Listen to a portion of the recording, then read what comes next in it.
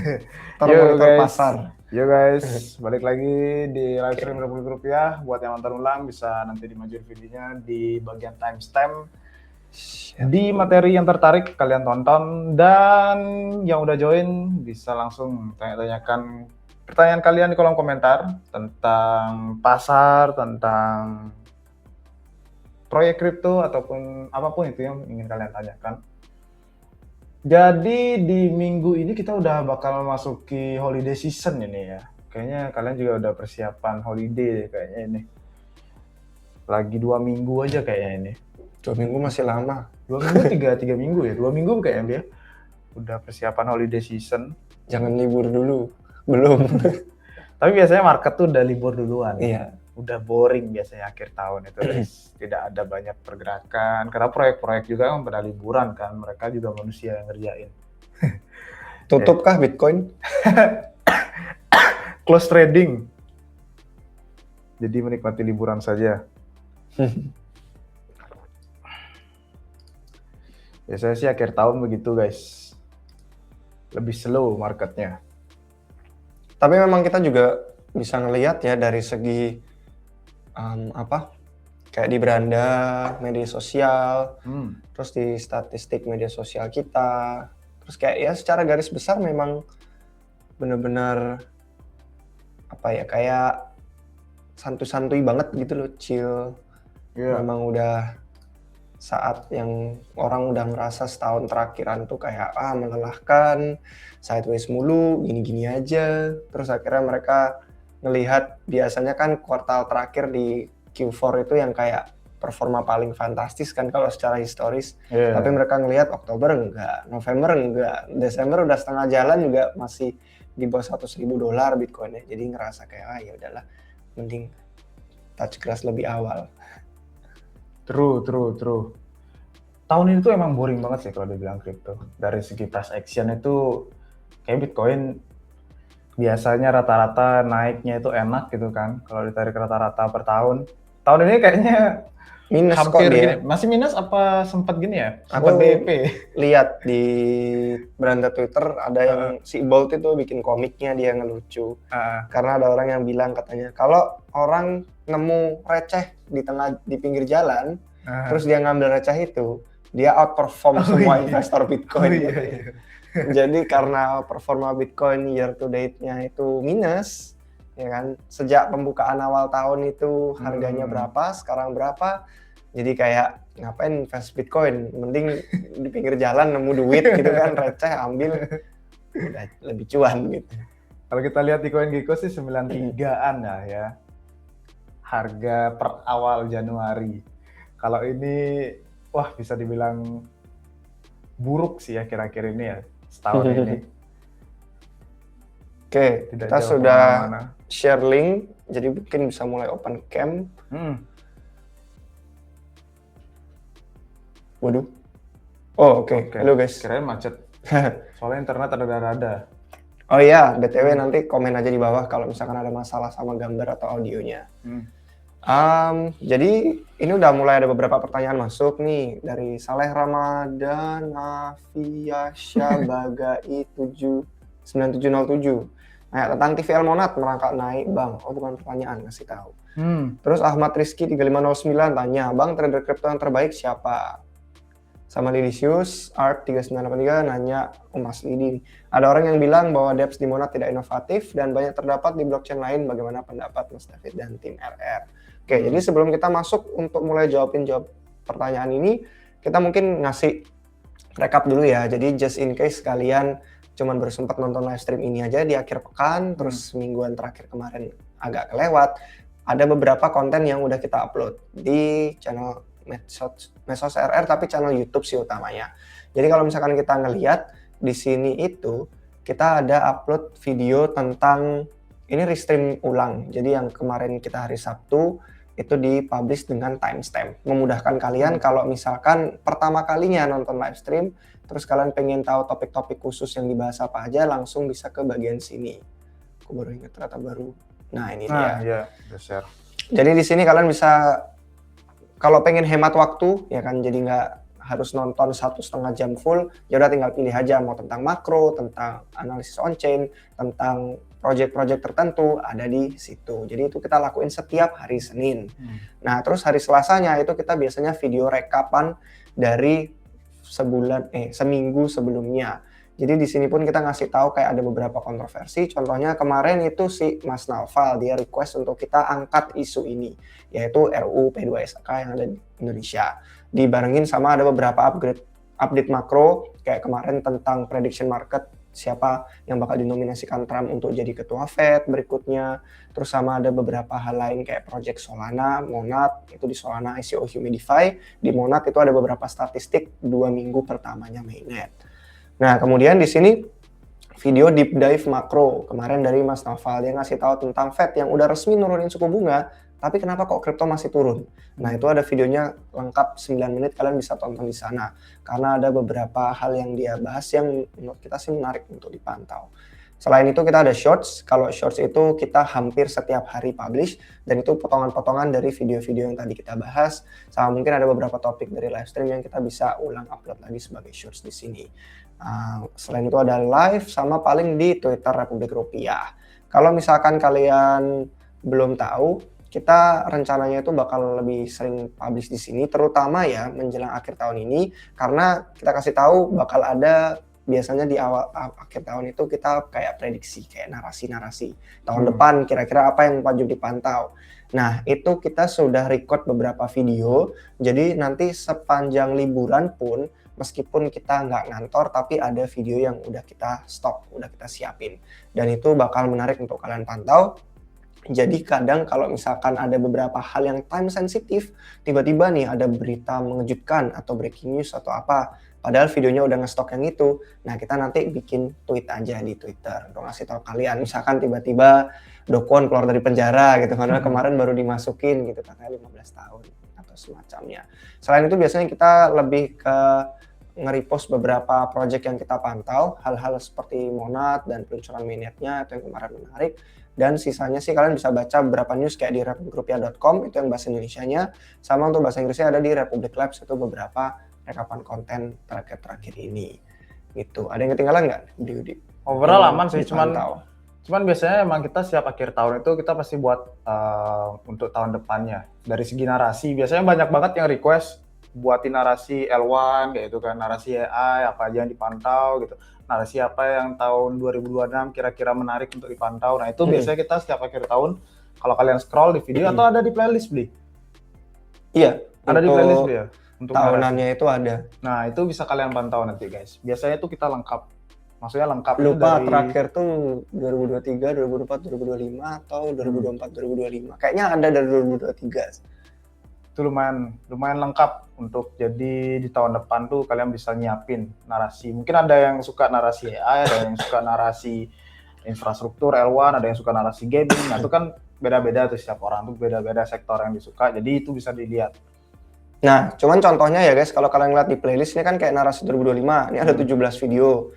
Terus yang narasi 2024 ini ada 13 video.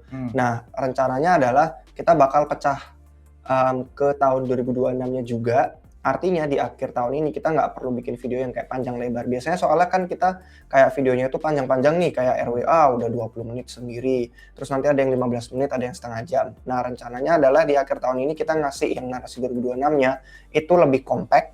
Jadi kita bikin yang highlight pentingnya. Dan kurang lebih sih dari segi market ada, dari segi aplikasi atau protokol ada, terus sama dari segi infrastruktur, jadi kayak blockchain-nya, L1, L2, yang kayak gitu-gitu. Nah, itu nanti 3 highlight utama. Jadi kalau kalian lihat di playlist, itu kemungkinan videonya bakal lebih sedikit, nggak sampai 13, sampai 17, paling cuma 3 atau beberapa. Nanti di tahun 2026-nya lagi, nah itu kita bakal lanjutin video lebih lanjutnya tentang spesifik-spesifiknya, atau mungkin sekalian kita ngasih rekapan yang berikutnya. Jadi itu sih, tapi intinya menarik. Kalian bisa pantau mulai dari Selasa minggu depan. Itu ada 1 video, kemudian sampai ke Natal, Tahun Baru, itu semua. Artinya nanti lebih satu-satu lebih spesifik gitu ya, lebih deep dive. Sebenarnya lebih ke kayak nyingkat aja ya. Karena kan biasanya langsung dibeberkan semua nih di 2025-nya. di akhir tahunnya. Akhir tahunnya. Nah, sedangkan kita rasa kayaknya attention span orang kan pasti pengennya nonton yang to the point gitu kan. Jadi to the point, jadi ya udah kita masukin highlight. Kalau ada request deep dive-nya, baru kita bikinin. Karena kadang kan beberapa sektor tuh lebih rame daripada yang lain ya. Dan kita udah terlanjur bikinin panjang lebar untuk sektor yang ternyata nggak dipantau sama penonton Republik. Jadi nanti tinggal pas kita publish komentar aja. Min, yang bagian A ini menarik nih. Coba di-dive lebih lanjut sama contoh-contoh projectnya kayak gitu bisa. Biar lebih enak aja nanti di 2026 kita lebih spesifik sesuai sama request. True. Coba guys ya kalian komen, kalian menantikan narasi apa sebenarnya di 2026 yang diharapkan bangkit lagi narasinya. Soalnya kita udah sering buat video narasi setiap tahun. Entah itu narasi baru, atau baru di tengah jalan, tapi ternyata short term ya sulit untuk diprediksi. Biasanya kan ada tuh narasi short term ya. Narasi short term itu sangat noise biasanya, belum tentu sustain untuk jangka panjang. Kalau long term biasanya kita sertakan contoh-contoh ekosistemnya, apa aja yang lagi sedang memasak gitu biasanya. Oke. Selain rekap konten semingguan terakhir, paling sih ada beberapa project yang kayak Solana lagi breakpoint di Dubai. Jadi mungkin di minggu ke depan kita bakal nge-tweet juga kalau ada beberapa hal yang menarik, karena ada pengumuman-pengumuman dan ada beberapa protokol yang mengumumkan branding baru, terus mereka kayak ngeluncurin produk baru. Contoh-contohnya itu kayak Drift, Camino, itu ada beberapa hal yang saya lihat. Selain itu Fire Dancer, itu udah mainnet. Jadi kalau misalkan kalian tahu kan selama ini Solana dibilangnya mainnetnya masih beta, katanya Anatoly, karena software-nya baru satu doang yang dibikin Solana Labs. Padahal ada satu lagi yang dibikin Fire Dancer, cuman karena belum launching masih dianggap beta. Karena udah mainnet sekarang Fire Dancer-nya, si Anatoly bilang akhirnya secara resmi Solana bisa dibilang udah mainnet, bukan mainnet beta lagi. Itu yang pengumuman terbesarnya. Tapi pengumuman-pengumuman kecil lainnya pun banyak yang menarik. Saya lagi nontonin, tapi belum sempat habis. Jadi nanti kita bahas kalau udah ngelihat ada apa lagi di Solana Breakpoint. Selain Solana Breakpoint, paling kayak ada beberapa protokol lain yang ngadain ICO, ada yang ngadain di Sonar itu ya tetap masuknya ICO sih. Cuman ada beberapa yang dibatalkan, nggak jadi juga. Terus sama ada beberapa pengumuman kayak ya di luar crypto sih tentang Netflix katanya akuisisi Paramount gitu-gitu. Sisanya kayak prediction market ya, itu udah diterima secara lebih mainstream. Terus sama Trump memperbolehkan kalau gambling tidak bayar pajak. Terus akhirnya yang kemarin dibilang prediction market itu, enggak, prediction market itu bukan gambling kok, ini kan yang namanya prediksi ya prediksi. Tapi dibebaskan pajak sama Trump, jadi oh ya prediction market itu adalah gambling gitu, biar masuk ke dalam kategorinya. Sisanya sih apalagi ya, paling itu sih yang utama. Nanti kalau misalkan ada pertanyaan lebih spesifik lagi dari segi project atau ekosistem yang dibahas, kita bisa jawabin. Iya. Kita lanjut dulu pertanyaannya. Oke, berarti kita mulai ya. Tadi yang mau kita jawab adalah dari segi TVL ya, monat perangkat naik. Ini kebetulan BUD udah buka di file lama. Jadi kalau misalkan kita ngelihat di sini dari segi TVL, kita bisa lihat apakah merangkak naik. Karena kalau misalkan kita lihat hari pertama itu saya ingatnya naiknya ke 50-40-an. Iya bener, 55 juta dolar. Terus sempat merangkak sampai ke 189, itu sempat puncak terus turun dikit. Nah sekarang naik lagi lebih dari puncaknya yang pas di tanggal 4 Desember. Artinya sekarang adalah TVL dia yang tertinggi, hampir 200 juta dolar. Dan kalau misalkan kita lihat dari segi fees, ya masih utamanya tetap trading, tetap DEX, tetap lending, sama ada beberapa hal yang kayak staking liquid di Fastlane. Jadi bener-bener masih bener-bener fokus DeFi, trading, itu fee yang paling banyak mereka dapetin untuk revenue blockchain-nya. Market cap stablecoin sendiri sih masih di kisaran yang sama, belum naik, relatif turun, tapi kurang lebih di angka 300 sampai 400 jutaan dolar. Oke.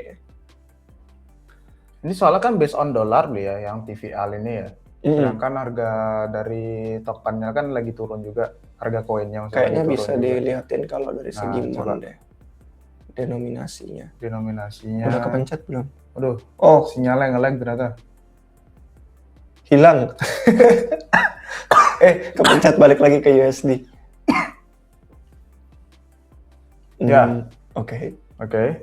Macet guys internetnya. Ini internet atau DeFi lamanya? Ya, antara itu ya. Tadi soalnya Kayaknya buka lebih aman ya. memungkinkan internet sih. Hmm. Oke, ya intinya itu. Hmm. Kalau Sililicious nanya orang yang bilang apakah dApps di Monad tidak inovatif dan banyak terdapat di blockchain lain, ya yang namanya blockchain EVM itu pasti banyak yang sama. Karena setiap aplikasi itu pengen make money. Mereka adalah bisnis on chain. Jadi kalau mereka bisa make money dengan deploy di banyak blockchain EVM, kenapa tidak? Itulah kenapa kalian ngelihat yang kayak AV udah paling gede pun 50 miliar TVL, puncaknya sih sampai 60 lebih kalau nggak salah. Dan itu sudah masuk ke peringkat 50 besar bank komersil di dunia loh. Bahkan lebih gede dari beberapa bank Amerika sama bank Eropa. Dan itu deploy di beberapa blockchain. Jadi bukan cuma di Ethereum, ada di layer 2, ada di beberapa EVM chain lainnya juga. Terus kalau misalkan kita ngelihat yang native hanya ada di Monad aja, itu di app.monad.xyz-nya sendiri pun itu sudah ada beberapa, tapi masih banyak juga yang cooking, masih banyak yang belum launching. Jadi kalau dibilang tidak inovatif, ya yang namanya blockchain EVM pasti banyak aplikasi yang sama. Jadi kalau pengen cari yang inovatif, harus cari yang native. Bener-bener difilter khusus yang memang building di Monad aja. Artinya di blockchain lain dia belum pernah ada gitu. Sejauh ini sih yang peringkat paling gede sih Curvens ya, kalau yang native-nya. Yang lainnya itu banyakan dari udah yang lama-lama EVM yang di mainnet Ethereum. Tapi emang ya, kalau dibilang aplikasi itu emang butuh waktu panjang untuk building ekosistem itu. Yang pasti aplikasi yang udah gede-gede pasti dia masuk duluan, tapi nggak semua chain biasanya dimasukin. Dia juga timnya pasti ngeriset juga kan. Contohnya AV aja kan punya DAO-nya, dia yang masukin proposal kayak mau keluar, kemarin ada kabarnya kan dari Zcashing gitu kan. Ya itu dah yang tadi David bilang, mereka kan doing business juga gitu. Dan di drive dari komunitas gitu biasanya. Komunitas misalkan mau voting untuk masukin di chain ini, mau keluar dari chain ini gitu. Jadi itu dia punya DAO-nya sendiri. Gak bisa muncul yang mana. Iya loh, nggak muncul-muncul. Tapi itu dia, untuk ekosistem kayak Solana aja itu butuh waktu yang sangat lama. Apalagi dibilang baru mainnetnya pure launch sekarang kan. Yang dulu masih beta, itu butuh waktu berapa tahun untuk building infrastruktur seperti itu. Habis itu butuh berapa tahun untuk building ekosistem kayak gitu. Di awal-awal juga kan banyakan dari gini kan, dari apa tuh back yang by FTX juga kan yang bangun apa tuh ekosistemnya mereka di sana. Jadi ketika FTX rungkat tuh efek dominonya gede banget sampai ke ekosistem DeFi-nya kena semua, habis itu kriset gitu. Benar-benar pure builder yang percaya itu building terus sampai akhirnya sekarang di tahap sekarang banyak ada consumer app masuk gitu kan. Itu sih emang harus battle tested dulu. Ekosistem tuh emang pure lama banget. Amal Rizky nanya nih, Bang, trader kripto terbaik siapa? Kalau trader tuh saya jarang follow ya, karena kan yang saya rasa trader terbaik itu trader yang make money. Dan biasanya trader yang make money ya, kalau kita ngelihat dari preferensi beberapa orang, mereka sadar itu adalah hal yang berbahaya dan berisiko untuk dipamer-pamerkan. Jadinya kalau saya bilang trader yang terbaik itu kemungkinan besar yang tidak pamer PNL sih.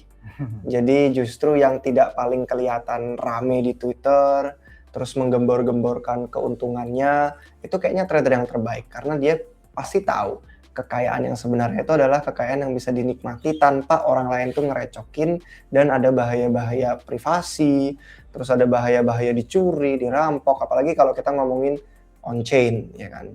Dan terutama karena saya juga bukan trader dan bukan orang yang mantau analis TA, jadi kayak nggak ada banyak sih.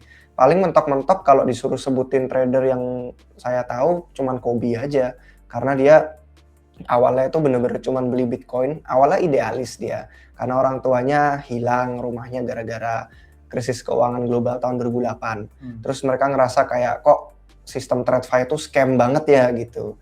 Akhirnya dia menemukan Bitcoin, baca white paper, dia memang ada latar belakang computer science-nya sih, jadi rada paham teknologinya IT.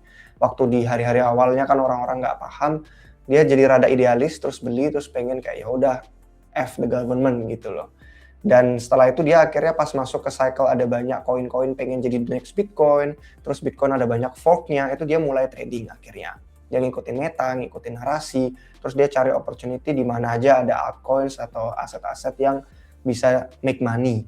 Dan hebatnya adalah karena kenapa saya bilang dia trader yang terbaik, karena dia tahu kapan titik puasnya, akhirnya dia nggak full time trader lagi sekarang, dimana dia malah sekarang bikin bisnis yang jadinya dia kayak menghasilkan sebuah produk yang dipakai orang dan itu bermanfaat. Jadi menurut saya karena bukan TA trader ya nggak bisa nyebutin sekarang yang terbaik siapa. Kayaknya yang terbaik yang mirip-mirip kayak Kobe gitu sih. Tipikal orang yang kayak anteng, nggak gembar-gembor PNL, terus nggak kayak meyakinkan orang cara cuan mudah, kayak realistis gitu. Dia kan tipikal orang yang realistis. Yang namanya trading ya pasti rugi dan dia nggak serta-merta bilang, oh trading tuh gampang, enak, cuannya mudah, nih lihat aku udah beli berapa Lambo, ini kekayaanku, screenshot PNL, setiap hari dibagi-bagiin itu. Sekarang doing business, printing money ya kan, tapi produknya itu produk yang valuable, sampai diakuisisi sama Coinbase, exchange terbesar di AS yang terregulasi. True, saya sih juga nggak terlalu ngikutin dari segi trader siapa yang terbaik, karena itu dia. Yang saya ikutin biasanya yang nggak pamer PNL biasanya, nggak pamer PNL terus. Soalnya kan banyak ya, notabene-nya kan kalau dikatai trader gitu kan harus kayak proof PNL gitu kan, posisi-posisinya mereka. Jadi karena bukan cara main saya juga, jadi nggak terlalu ngikutin hal-hal yang kayak gitu.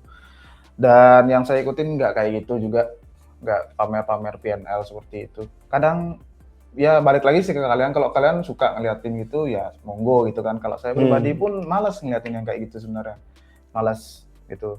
Jadi balik lagi ke kalian. Kalau saya sih belum ada yang terbaik gitu. Biasanya kan emang beda-beda ya nyari referensinya tuh. Cocok-cocokan. Maksudnya kayak mau cari referensi hal ini, oke, ke orang ini, nyari referensi hal ini ke orang ini. Jadi biasanya tuh banyak ngeliat orang, analisisnya pun beda-beda gitu kan. Itu sih enaknya. Jadi kita ngambil perspektif banyak orang, kita tentuin pilihan kita sendiri gitu. Jadi nggak ada satu acuan aja, nggak ada. Pentingnya punya keyakinan sendiri gitu. Jangan tergiur sama orang-orang nge-share PNL. Kalau kalian lagi untung, kalian bisa nge-share juga. Kalau lagi buntung ya diemin aja kan. Bisa kayak gitu jadinya. Capek sendiri jadinya. BTW bang, pakai sampo apa? Lebat rambutnya. Face blue smiling. Aduh nggak muncul emojinya. Pakai sampo apa? Brand sampo? Kalau brandnya jujur aku nggak tahu. Tapi aku tuh selalu milih sampo yang baunya itu coconut. Karena waktu pertama kali nyobain yang coconut kan sebelumnya ganti-ganti.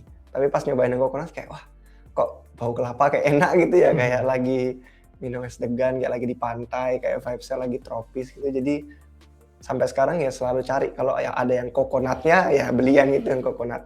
Dan yang dibeli selalu yang dapat paling gede, paling banyak jumlahnya, tapi harganya paling murah dan paling diskon. Gitu sih. Nggak pernah hafal brand atau suka brand tertentu. Oke. Lagi belum jawab samponya. Oh samponya? Nggak kan beli yang lebat gitu, beli panjang kan. Aku nggak pernah rambut panjang soalnya. Iya sih nggak pernah panjang ya. Kalau brewok iya sering panjang. Kalau brewok nggak isi sampo soalnya. Oke lanjut lagi. Itu tadi apa ya? Mau nambah lagi? Kayaknya ngomongin TVL. Oh yang TVL mau tadi. Nambah lagi total staking di Gemonad makin membengkak, apa dampaknya ke ekosistem? Ya kalau staking artinya makin banyak dana yang dipertaruhkan untuk mengamankan jaringannya. Karena di blockchain proof of stake itu duit dipakai untuk menunjukkan seberapa niat kita untuk menjalankan validator. Jadi nanti validator yang komitmen jumlah tersebut atau dia dapat delegate dari orang lain, itu semakin tinggi dia punya aset yang didelegasikan, semakin besar kemungkinannya dia untuk bisa bikin blok baru. Kalau bikin blok baru, berhasil, final, dapatlah reward networknya itu.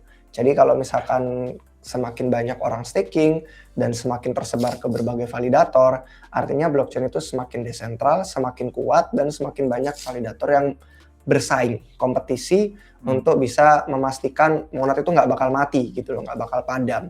Karena dengan insentif semua staking yang ada di sini dan network reward yang bakal mereka terima, entah ada yang mati di Amerika atau di Eropa atau di Asia, itu jadi opportunity mereka untuk bisa dapat di sana ekonominya. Iya, Jadi hampir sama kayak gini lah sistem mining di Bitcoin gitu kan. Semua itu gede-gedean spek kan kalau di Bitcoin kan. Dan itu makin desentral. Kalau dampaknya ke ekosistem sih, dampak ke ekosistem mungkin kalau dari ekosistem bicaranya bisa dibilang aplikasi liquid staking kan itu ya. Nah, sekarang kan udah itu pengembangan dari staking kan. Yang dulunya nggak ada di Ethereum tuh cuman bisa staking langsung gitu kan. Nggak ada sistem delegate. Di Solana kan ada tuh udah delegate gitu kan di blockchain yang lain. Jadi bagusnya itu dampak ke ekosistemnya ya itu apps-nya berkembang, derivatifnya bertambah, orang-orang makin bisa di-jam, muterin duitnya yang awalnya cuma stake, udah nggak bisa diapa-apain, habis itu sekarang ada LST, dapat staking tokennya, habis itu bisa di-landingkan, habis itu bisa di macam-macamin gitu. Sambil dapat reward stakingnya. Itu sih dampak ke ekosistemnya makin bagus. Kalau ditanya dampak lebih generalnya gimana? Artinya orang-orang mau commit gitu, mau commit tokennya mereka untuk di stake gitu. US turun suku bunga, Jepang naikin suku bunga. Ini hal yang sangat membingungkan. Emang iya Jepang udah naikin suku bunga? Kayaknya belum, cuma narasi aja deh kemarin dari Jepang. Kalau US ya itu kan udah pasti tuh. Itu kemungkinannya pun udah 80-90% kemarin kan. Itu bukan hal yang mengejutkan lagi gitu kan dari US pangkas suku bunga. Tapi kan kemarin itu kita mantaunya dari segi SEP, habis itu pandangan mereka ke depannya gimana di tahun depan gitu kan. Kalau kalian ingat kan di akhir tahun 2024 itu gara-gara SEP-nya The Fed itu kan pasar langsung bearish kan jadinya. Gara-gara perkiraannya di tahun depan itu pemotongan suku bunganya dikit gitu. Ternyata beda lagi. Itu kan setiap 3 bulan ya. Itu sih yang patut dipantau ya. Bukan cuman turunin suku bunganya aja. Tapi kalau Jepang ya wajib dipantau juga. Dia apakah jadi bakalan naikin suku bunga atau enggak. Soalnya itu banyak rumor-rumor yang beredar tentang yen carry trade 2.0 lagi gitu. Tapi emang harus dipantau. Seharusnya sih kalau US udah turunin suku bunga, at least Jepang yennya bisa gini ya, bisa bernapas. Tapi emang juga salah satu strategi dari sebuah negara ya untuk melemahkan mata uang biar ekspornya mereka bisa bersaing juga. Jadi itu dia, kompleks. Emang wajar membingungkan. wajar. Dia barusan komen lagi tuh. Oh iya. Bukan narasi di berita saya akan naikkan suku bunga Jepang tahun depan, Jepang carry trade mengerikan. Ya, beberapa yang saya baca ya udah ada kayak perkiraan gitu kan bakal naikin lagi. Kalau kita lihat kan kemarin itu beberapa bonds di Jepang itu udah naik banget yieldnya. Jadi kayak orang-orang tuh wah udah bakal terjadi carry trade lagi. Habis itu yen kan udah melemah banget tuh, kayak udah di batas ambang support gitu kan. Dari pergerakan-pergerakan sebelumnya gitu. Jadi ya kita pantau lagi untuk tahun depan. Jepang carry trade. Tes, ini langsung baru. Itu emang sempat kita juga singgung di live stream sebelumnya. Atau ada di konten spesifiknya beli ya? Ada di kayaknya konten, ada ya. Tapi Lupa bareng sama rekap yang makro kalau nggak salah. Soalnya itu minggu lalu itu kayak rame banget deh itu tentang Jepang itu. Jepang carry trade itu yang buat orang-orang udah traumatis gitu kan, traumatis banget itu soalnya. Yang 2 tahun sama 10 tahun katanya obligasinya lebih tinggi dari tahun 2008. Cuman yang menariknya itu, salah satu sudut pandang yang tadi itu kayak mereka ngelemahin mata uangnya karena ya itu untuk daya saing ekspor. US kan juga pengennya begitu, tapi sulit juga kan. Apalagi sekarang lagi trade war, tarif. Bank of Japan tanggal 19 penentuan. Sekarang tanggal berapa nih? 13, oke. 19 itu Rabu, Kamis, Jumat. Bisa lah ya, nanti di live stream minggu depan. Oke. Henry Jaya, akhir tahun 2017 malah terjadi euforia di market. Ya, setiap malam reverse chart naik terus.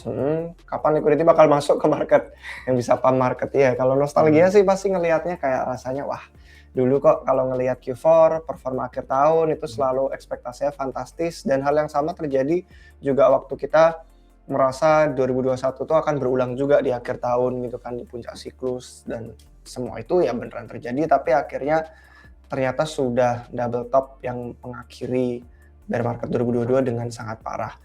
Sedangkan di siklus ini belum ada tuh yang kayak gitu kan, kenaikan gila-gilaan, euforia, semua orang itu kayak mending nggak tidur daripada kelewatan TP gitu kan, karena makin tinggi makin naik dijual makin banyak, kayak profit tuh kayak nggak ada henti-hentinya, dan dirasa kayak wah ini saat yang ditunggu-tunggu tapi belum muncul di siklus sekarang. Kalau ditanya kapan liquidity bakal masuk, itu mungkin nanti beliau bisa ngasih perspektif makro kalau ada, atau kalau misalkan kalian mau nunggu di hari Selasa, itu kita bakal upload video yang tadi saya bilang di awal untuk 2026 kira-kira proyeksi market itu seperti apa. Karena ada beberapa insight yang menarik dari analis Delphi Digital yang kita kemarin sempat baca dan lihat, bahwa katanya makro tuh udah mulai transisi, dan tahun 2026 itu bakal jadi waktu yang menarik untuk likuiditas masuk kembali ke sistem keuangan. Yang mana kalau dari dulu-dulu itu moneter biasanya lebih ngucurnya deras, sedangkan kalau dari tuas fiskal itu sekarang jadi makan waktu, dan itu bukan kayak semprotan yang bombastis kayak waktu habis pandemi 2020 itu, terus kan bombastis banget semprotan dan injeksi suntikan likuiditasnya. Yang tahun depan 2026 proyeksinya bakal masuk lagi liquidity ke pasar, itu nggak bakal segede kayak air bah, tsunami kayak begitu. Tapi ada dan positif arusnya. Dengan beberapa metrik yang mereka pantau, itu lumayan oke. Kayak dari segi siklus bisnis AS tuh katanya sekarang stagnan, tapi bukan menandakan resesi tahun depan. Karena justru tahun depan dengan kebijakan fiskal yang makin ekspansif, dan beberapa hal lain yang mendukung kayak One Big Beautiful Bill gitu-gitu, katanya bakal bikin bisnis dan ekonomi itu bangkit, jadi nggak lanjut stagnan. Artinya yang orang-orang takuti resesi tahun depan itu justru malah lebih ke kebangkitannya, bukan resesinya. Jadi itu beberapa hal yang kemarin kita sempat baca menarik, akan kita singgung di video hari Selasa.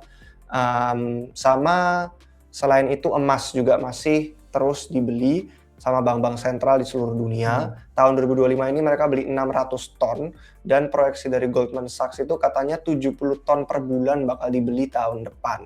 Jadi itu per setengah tahunannya lah ya, katakanlah paruh kedua 2026 itu udah beli 840-an ton emas lagi. Yang dibeli sekarang mah udah 600. Jadi kalau misalkan kita ngelihat, berarti orang masih menjauhi mata uang fiat, masih tidak percaya dengan pemerintah atau yurisdiksi politik tertentu. Mereka pilih ya udah yang ini aja, aset yang nggak kena sanksi, aset yang nggak terikat sama politik tertentu, dan melawan devaluasi mata uang fiat. Dan biasanya itu adalah pertanda-pertanda yang mendahului gerakan Bitcoin. Selain gerakan emas, biasanya kan lagging kan BTC mengikuti karena versi digitalnya, terus sama satu lagi dari M2 globalnya juga biasanya mengikuti, tapi sejauh ini dia masih lagging. Jadi proyeksi Delphi Digital sih katanya 2026 liquidity masuk balik, meskipun nggak segila 2020. Ya, kalau dari lagging M2 ya sama emas itu emang lagi jauh sih laggingnya, nggak jauh ya. M2 tetap naik, masih naik, saat ini masih naik, belum ada penurunan yang signifikan. Tapi kalau ditanya kapan likuiditas masuk, ya kalau kita lihat ya dari press release-nya si The Fed kemarin itu, di sini ya. Nah di sini kan mereka udah bilang tuh, kayak kemarin mungkin kalian udah beberapa ada yang mantau kayak The Fed tuh bakal buy T-bills itu 40 billion segitu nilainya kan. Emang itu angka yang kecil, nggak kayak waktu COVID itu kan ratusan billion ya. Waktu itu The Fed-nya printing itu benar-benar QE gitu. Kalau sekarang kan lebih ke memanage balance sheet aja gitu, biar nggak turun lagi gitu kan, biar nggak naik terlalu tajam, ya udah di manage aja gitu, di maintain. Habis itu sama mastiin kemarin itu kan ada masalah di repo market gitu kan, sama bank reserve yang benar-benar kering karena TGE refill juga kan. Jadi itu di maintain sekarang, mulai di maintain. At least kita nggak ada yang namanya QT gitu, itu udah itu kan QT itu kan pengurangan likuiditas gitu kan. Kalau sekarang nggak ada, jadi at least nggak ada pengurangan gitu aja dulu.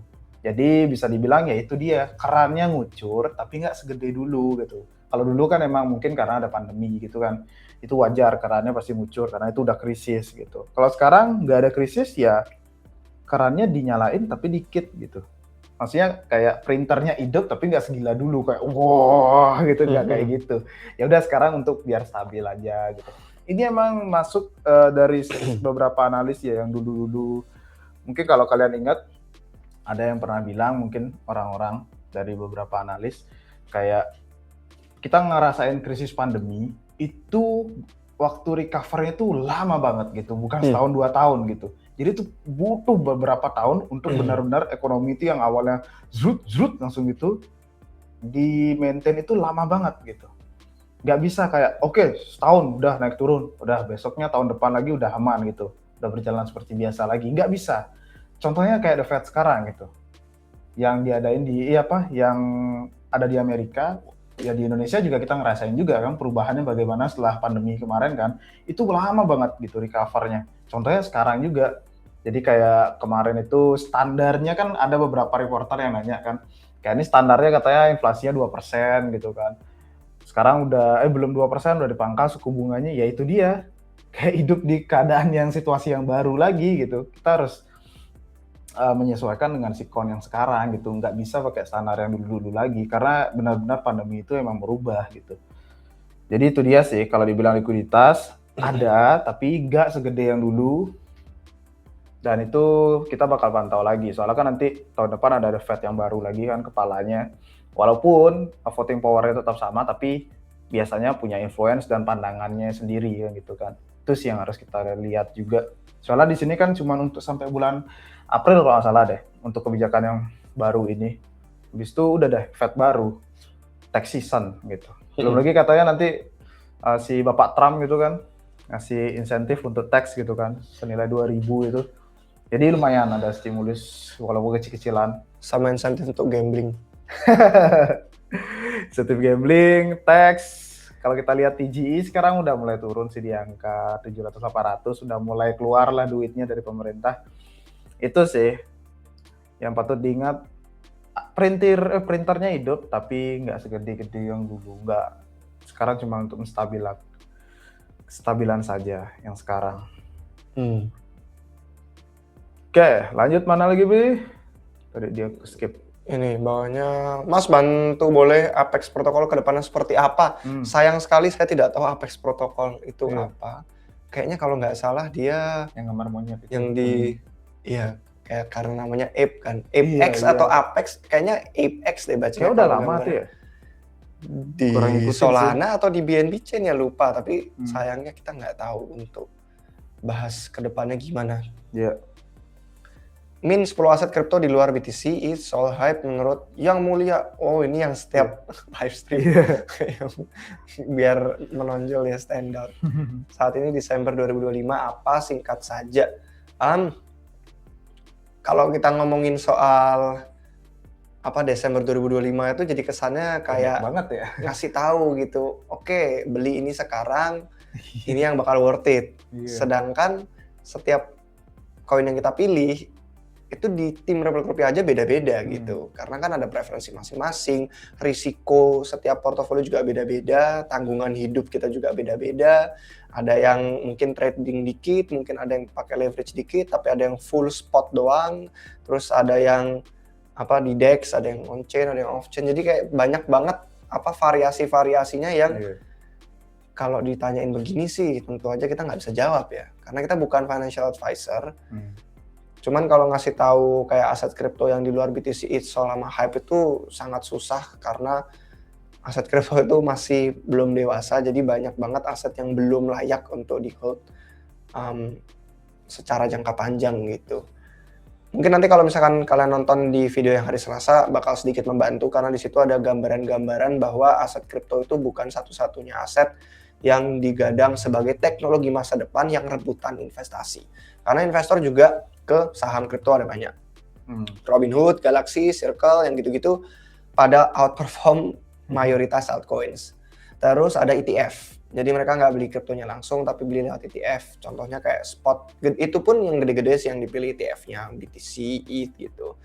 Sama ada di industri lain, entah itu AI, robotika, bioengineer, genetics, terus sama solar, energi baterai, pokoknya yang terbarukan, yang sangat-sangat ramah lingkungan itu lagi pada dapat pendanaan gede juga.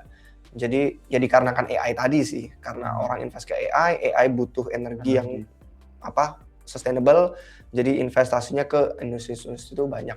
Jadi aset kripto tuh lagi banyak saingannya, investor pada lari ke berbagai hal selain aset kripto. Mungkin nanti kalau nonton lebih lanjut di hari Selasa, alasan kenapa semakin sulit untuk memilih altcoin saat ini. Jadi pilihlah yang udah pasti-pasti aja, yang major aja. Kalau mau risiko-risiko yang lebih kecil atau low cap ya harus memang digen dan memang tahu. Oh iya, ini dilanjutin pertanyaannya soalnya sampai tahun 2030 katanya. Ya apalagi 2030 tuh itu lama loh. Apalagi 5 untuk tahun, altcoin loh. iya. Altcoin itu kita harus pantau. Kalau kita invest di altcoin apalagi 10 ya, 10 altcoin itu biasanya sulit banget mantaunya.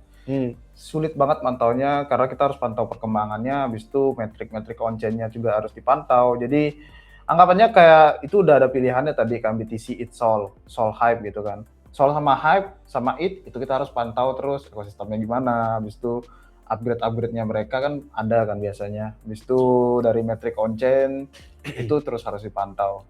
Dan sistem mekanisme setiap blockchain itu kan beda, kayak Hype itu kan ada buyback-nya, habis itu Sol dan lain-lain tuh beda-beda. Jadi kalau 10 itu banyak sih namanya. Kecuali ya kayak mungkin 5 aja yang long term, habis itu lagi 5 lagi kayak spekulatif aja didiamin gitu, ya beda cerita lagi. Kalau jujur 10 itu udah banyak namanya, banyak banget. Soalnya altcoins yang naik di siklus ini tuh ganti-gantian juga, beda sama kayak alt season di dulu yang naiknya barengan. Jadi kalian sempat lihat dulu waktu Hype benar-benar kuat, muncullah perpetual DEX pada perang ya kan, yang baru-baru. Ngomongin itu juga Ledger kayaknya kalau nggak salah baru listing tokennya tuh lead di mainnet atau di L2 saya lupa. Pokoknya Ledger yang perp DEX di Ethereum itu. Yang kemarin points-nya dikejar gara-gara orang ngelihat CP dari airdrop. Saya udah masuk Coinbase roadmap dari ya. Sama ya, masuk ke roadmap-nya Coinbase. Terus pump fund itu revenue-nya bagus banget, jadi terus akhirnya ada banyak perang launchpad. Terus kita ngelihat yang paling oke terakhir-terakhir ini di ekosistem Solana tuh MetaDAO. Ada banyak banget ICO-nya, ada banyak banget yang meluncur, ada yang sukses, ada yang biasa-biasa aja, tapi ya yang namanya ekosistem masih baru, eksperimen baru, mereka memang belum bisa dinilai sekarang, masih belum battle testnet. Cuman ya idenya bagus, karena token itu jadi nggak rawan rug pull, karena semua lebih transparan, dan tim itu cuma dapat unlock tokennya kalau mereka perform, dan produknya itu bikin something. Nggak bisa kayak mentang-mentang 1 tahun, cliff-nya udah kebuka, terus udah mulai vesting, tapi padahal belum launching apa-apa, ya udah mereka terima token itu kan kayak jadinya nanti sell pressure dan didump. Jadi itu sih beberapa hal yang menarik dari segi perplex kayak perliquid, buyback, metanya, terus sekarang revenue kayak pump fund bagus banget dari segi protokol, profitable business, terus sama ada MetaDAO dengan Futarki, sama sekarang dibilangnya sih ownership coins. Jadi ICO yang tidak bisa di-rug karena mereka lebih transparan. Makanya ganti-ganti. Tapi kalau ngelihat dari performa harga, yang tidak minus cuma satu, sektor privasi, Zcash. Dan itu kalau kita ngelihat dari sejak likuidasi 10-10 ya. Yang pas 10 Oktober tuh yang benar-benar flash crash, yang kita nge-live stream merah semua, thumbnail sama judulnya. Sejak itu, semuanya negatif kecuali Zcash privacy. Jadi ya, mantul makin support susah dia. altcoins-nya dah. Oh, ini ada yang nanya, kebetulan tadi mention Hyperliquid juga kan. Hyperliquid masih bisa survive, kedepannya nggak beli, soalnya harganya turun terus. Iya, dia karena habis unlock. Jadi unlock itu di bulan ini ada, sama di bulan depan ada. Sekitar 9,9 juta Hype dia unlock tiap bulan. Jadi risikonya gede banget, karena kalau dihitung di harga sekarang itu, terakhir tadi saya lihat 300 jutaan dolar. Per bulan? Jadi iya, per bulan, per setiap 9,9 juta token itu. Jadi kalau kita ngelihat unlocknya gede. Risikonya makanya kemarin ditakuti sama Arthur Hayes kan, makanya dia keluar sebelum unlock. Tapi kalau kita ngelihat dari aktivitas on-chain, ini kayaknya saya udah bikin, makanya bisa jawab di video hari Selasa. Ntar tonton lebih lanjut aja di hari Selasa. Tapi pokoknya dia itu timnya kebanyakan ada yang di restaking lagi, Jadi Beberapa ada. nggak dijual. Yang dijual cuman beberapa, sekitar berapa ratus ribu gitu OTC. Jadi nggak di pasar langsung, nggak kena harga di OTC. Sama sisanya masih diem di Hypercore. Masih belum diapa-apain, belum dijual, belum di stake, belum diapa-apain. Jadi kalau kita ngelihat dari aktivitas timnya sih kayaknya mereka nggak kayak yang langsung nge-sell. Nggak tahu kalau nanti tiba-tiba berubah keputusannya karena butuh duit atau pengen jual aja atau gimana. Tapi kalau ngelihat dari pendapatan Hyperliquid sejak bulan Agustus, itu bisa menutup sell pressure, unlock. Jadi ketutup. Setiap ada yang ngejual dari unlock yang gede ini, 300 jutaan kan tadi saya bilang di harga kisaran sekarang. Pendapatan Hyperliquid sejak bulan Agustus itu tiap bulannya 300 juta dolar lebih. Kalau nggak salah 350-an gitu. Jadi ketutup gitu sell pressure-nya. Artinya kalau tim nggak ngejual besar-besaran dan pendapatannya konstan tetap sama, Hyperliquid nggak menurun revenue-nya, ya itu sih masih oke, bisa ketahan. Bisa keserap ya. Ya bisa keserap di market. Makanya itu mungkin alasan harganya turun terus sekarang. Jadi nanti mungkin kalau unlock-nya udah mulai beres, revenue tetap lanjut dan udah nggak ada FAT lagi, ya harusnya sih tahun 2026 dia strong. Oke, lanjut lagi. Untuk Hyperliquid sudah. Oke, berapa juta loss terbesar di kripto yang pernah dialami, Bli? Wow. Kalau disebut lagi nangis jangan. Biarkan saja. Biarkan sebagai pembelajaran. Yang lalu sudah lalu. Yang penting kalau kalian sudah merugi, terus sudah ada kesalahan, belajar dari situ. Ya, karena betul. Kalau saya lihat ya, setiap kali saya rugi, itu jadi kayak bersyukur. Karena ya bukan bersyukur untung rugi gitu, tapi kayak untung ruginya segini. Yeah. Karena kalau nggak belajar dari situ, bisa ruginya lebih. Itu sering banget saya hitung-hitung kan kayak, wah coba ini dari kemarin nggak rugi di sini, misalkan nih katakanlah nyebut angka ya, rugi 50.000 rupiah. Coba nggak rugi 50.000, nggak belajar dari kesalahan, ruginya bisa lebih dari itu. Bisa jutaan, bisa ratusan lebih mungkin. Jadi kayak ya disyukuri aja, ditertawakan aja udah lewat, terus kayak ya sudah, namanya uang datang dan pergi. Itu dia, pembelajaran di market ya, sangat butuh. Nggak ada yang perfect, nggak ada yang nggak pernah rugi, pasti pernah. Tapi bedanya mau nggak belajar dari kerugian itu, soalnya kan beda-beda ya, orang tuh bisa rugi karena apa. Mungkin ada yang trader kena apa, misalkan kena liquid gitu kan. Beda-beda setiap orang itu ruginya. Jadi itu dia, kalau kena rugi, ya belajar gimana cara balikin ruginya itu biar bisa jadi untung. Itu sih. Yang penting jangan balas dendam.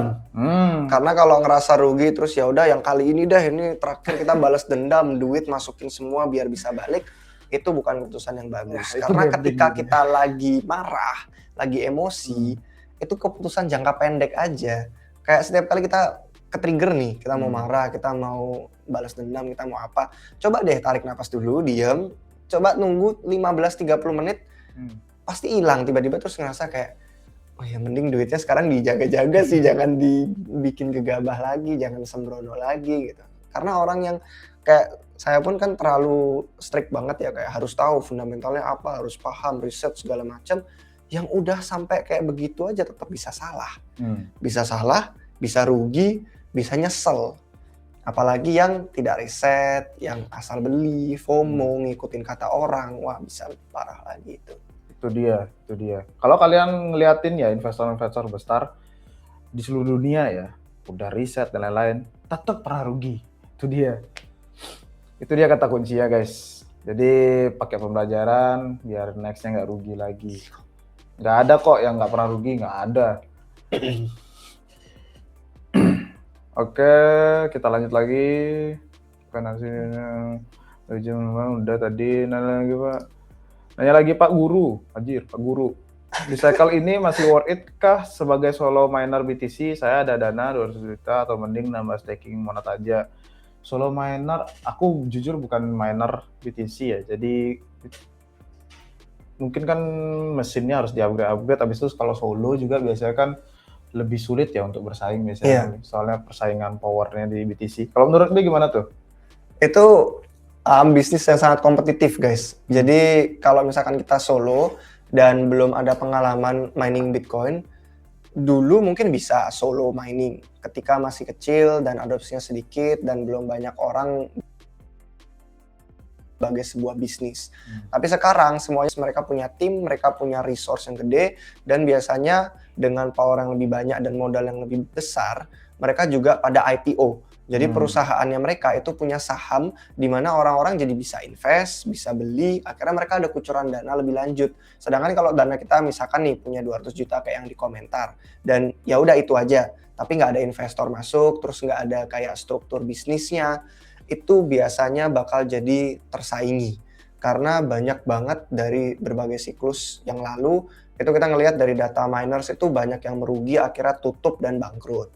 Terus banyak yang datang lagi ngerasa kayak oke, sekarang kayak opportunity-nya bagus. Terus mereka ngelihat prospeknya oke, mereka udah untung profitable mungkin sebulan, 2 bulan, 3 bulan pertama, tapi kemudian di bulan berikutnya pas ada bear market, atau ada mesin yang lebih canggih, atau ada miners yang lebih gede, duitnya lebih kuat, itu jadi akhirnya tersaingi juga. Karena yang namanya proof of work, itu harus kuat-kuatan mesinnya dan listriknya, dan itu berbagai hal yang harus dipertimbangkan. Jadi kalau solo mining tanpa pengalaman, kayaknya sih sangat-sangat susah. Yeah. Cuman kalau misalkan lebih memilih yang kayak proof of stake, lebih pasif memang bener. Dia nggak butuh mesin apa segala macam yang repot, apalagi kayak di blockchain Monad yang disebutin itu kan delegated proof of stake. Jadi kalian bisa langsung ke validator tanpa harus kalian jalanin komputernya. Kalau di Ethereum dulu sebelum Lido, sebelum ada liquid staking, harus jalanin komputernya baru bisa staking. Nah kalau sekarang di Monad langsung delegated, jadi tanpa adanya LST kayak Fastlane pun bisa, langsung tinggal pilih. Di situ kurang lebih 14% APY. Jadi kalau kita punya duit yang lumayan banyak, itu sih lebih cepat liquidnya, lebih cair, lebih gampang dapatnya. Cuman karena nggak ada risiko komputer dan lain-lain, risikonya jadi di smart contract-nya. Jadi itu risiko yang kalau misalkan kalian lihat on-chain, itu kan staking dalam bentuk token mon-nya. Selain risiko smart contract, ada volatilitas harga juga. Jadi ya yang namanya mencari bisnis dan mencari uang biar disuruh kerja, itu nggak ada yang tanpa risiko.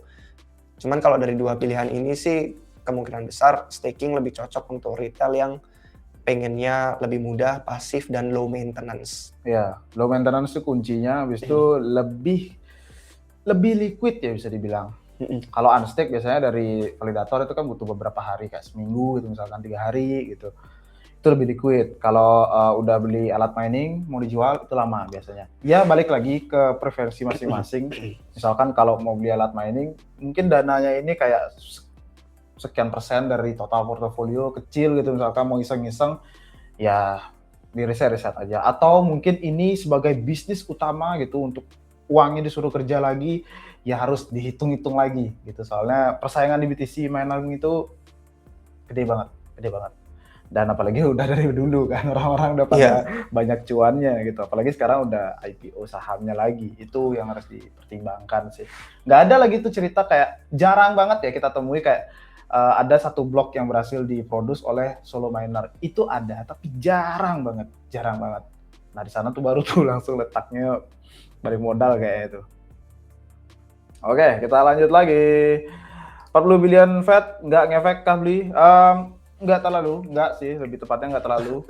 Karena itu kan mereka beli T-bills, dan kalau kita lihat tadi ya di catatan yang tadi itu, mereka beli T-bills yang jangka pendek, notabene-nya itu per sekian bulan gitu kan, itu kayak untuk maintain liquidity aja di pasar biar nggak kering lagi. Habis itu mereka rotate ya, rollover dari asetnya yang sebelumnya itu di MBS, atau kita kenal di Indonesia itu orang-orang cicilan KPR gitu kan, KPR rumah. Nah itu nanti dibeliin treasury gitu, treasury security. Jadi diputarnya di bagian sananya. Kenapa nggak bisa dibilang QE? Karena kan yang dibeli itu T-bills, itu bukan aset treasury yang jangka panjang. Tapi yang lumayan mengejutkannya sih, kan ada katanya kalau mereka emang dibutuhkan untuk beli gitu kan, treasury jangka panjang, ada pilihannya itu 1-3 tahun katanya. Yang dimana orang-orang bakal ngira itu paling mentok-mentok setahun gitu, ternyata ada yang 3 tahun juga. Itu sih yang kemarin bisa di-highlight ya dari The Fed. Intinya nggak ada printing besar-besaran. Tidak ada QE, all season harapan dari QE itu jangan dulu. Biar nggak, apa ya, istilahnya beli kayak berharap berlebihan gitu kan jadinya. Opium. Janganlah berharap itu opium terus. Enggak, dari dulu juga kita nggak pernah opiumin itu terus kok. Kita realistis sesuai data. Oke, terlambat berapa lama ini? Terlambat banget. Ini udah mau selesai. Udah sejam soalnya, hampir sejam. Bang, bahas speed bang. Kayaknya dulu kita sempat bahas ya. Di YouTube pernah nggak Bli? Lupa aku. Yang mau dibahas apanya nih gitu dulu. Ya, yang mau dibahas apanya. Kalau dari segi tokennya sih dia ada unlock awal tahun depan. Kalau nggak salah lumayan gede. Barengan sama Ondo atau apa. Pas lagi ngeliatin token unlock 2026 dah. Nanti di hari Selasa ada itu saya sebutin. Kalau nggak salah $1 miliar unlock. Midnight bagus nggak? iPhone warna midnight bagus. Gak tahu nih midnight nih. Apa Midnight ini Cardano mungkin. Kalau Midnight yang Cardano, sayangnya saya juga nggak ngikutin ekosistem Cardano. Jadi kalau yang dimaksud itu ya mohon maaf belum bisa jawab dulu. Nih tadi bahas hype lagi udah. Unlocknya udah. Kalau boleh tanya aplikasi di Monat yang bisa direkomendasikan buat parkir USDC atau USDT buat coba-coba aja. Intinya stablecoin ya. Kita bukan rekomendasiin, tapi waktu ini saya sempat nge-share waktu live stream ya itu sebelumnya. Ya, itu ada pokoknya di app.monat.xyz itu beberapa vault yang mereka highlight ya. Nah, jadi kalau kalian buka di sini, ini ada highlightnya. Cuman memang 2 minggu ke depan itu dia fokusnya lagi di consumer apps. Makanya ada yang kayak We Are So Back ini. Kalau misalkan tertarik ya tinggal lihat aja, karena ini consumer apps tuh aplikasi-aplikasi yang menarik. Karena dia bener-bener hiburan, entertainment, seru, asik, tapi mudah untuk earn-nya gitu loh. Earn rewards, earn money gitu. Jadi tinggal explore sendiri. Tapi sebelumnya di bawah sini, di bawahnya staking ada vault yang mereka kurasi. Dan ini contoh salah satu yang paling gede, Agora itu yang bikinnya Upshift. Dan ini ada beberapa insentif memang. Makanya orang-orang kalau pengen megang stablecoin ya di sini dapat beberapa yield. Cuman contoh-contoh lain itu di DeFi juga ada yang kayak di Morpho itu punya insentif juga. Kalau nggak salah USDC sama satu lagi stablecoin apa saya lupa itu dapat banyak. Kalau nggak salah hampir 2 digit persenannya. Jadi ya itu beberapa hal yang bisa kalian lihat. Ini yang di highlight sih si Agora. Contoh-contoh lain lagi apa tuh untuk stablecoin? Kalau stablecoin biasanya masih Agora banyakan yang ngasih insentif dari secara overall ya. Mereka ada beberapa di ekosistem beberapa kayak di Kuru itu ada juga si Agora, ada vault-nya gitu kan si AUSD ini. Banyak kok. Kemarin itu yang aku sempat share itu yang di Merkle itu beli, ngeliatin peluang yield-nya langsung itu. Oh, Merkle. Apa tuh? Merkle di sini ada nggak ya? Waduh lupa dot apanya, XYZ atau apa ya? Semoga tidak salah. Ini insentif. Oh itu distribute. Enggak, itu kita yang buat ini. Oh oke. Berarti nggak mau buat? Nggak. Bagi-bagi. Nah ini opportunities. Dia, opportunities. Oh ini lihat explore. Loh. Cloudflare udah berapa kali bulan ini? Udah 2 apa 3 kali mati Cloudflare. Gitu mulu dah. Ya, kalian bisa lihat. Pokoknya ada 96 nih opportunities yang Monat. Itu sebagian besar banyak kok juga stable-nya. Karena beberapa teman-teman kan ada yang pakai stable juga sih, teman-teman di Monat yang farming yield-nya itu. Dan emang ada beberapa campaigns-nya kok setiap aplikasinya itu. Untuk stable gitu ada vault-nya. Coba lagi, tetap gak bisa. Agora USD kemarin ngepam di Indodax. Oh iya ngepam. $5 nggak? Apa gimana? Jadi keinget konten yang bilang USDT $5 apa $3 itu. Ya mungkin week gitu aja ya, nge-week gitu aja. Tapi nggak tahu sih, saya nggak ngelihat soalnya di Indodax gimana itu, mungkin bisa di-share. Iya. Soalnya udah lama nggak pakai Indodax.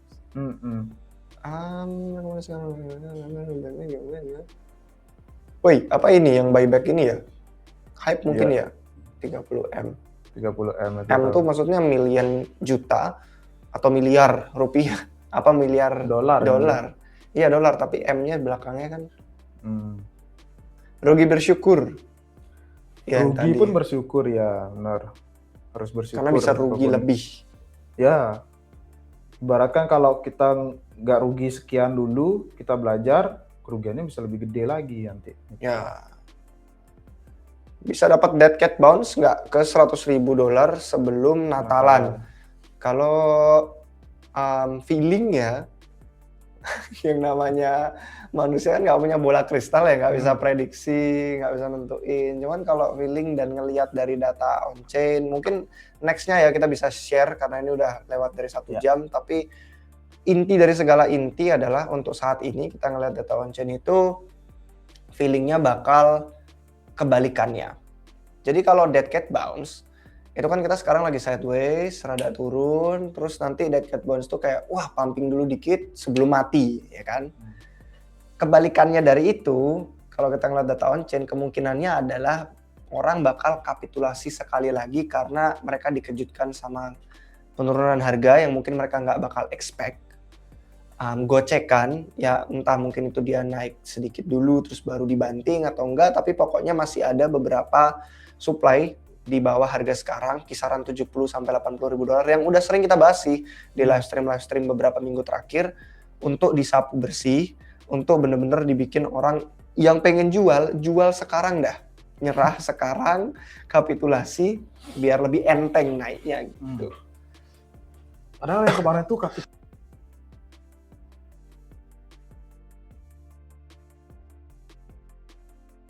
Padahal yang kemarin itu kapitulasinya udah gede banget loh itu untuk short term holder. Ya emang gitu, kalau bear ya, dicakar-cakar bear itu ya sampai benar-benar menyerah gitu. Kayak 2022 sih emang benar-benar sepi dan menyerah orang-orang. Kalau berhasil survive ya GG itu sih intinya. Jadi jangan kaget guys kalau ada gocekan volatilitas itu, karena sekarang futures itu lagi anteng juga.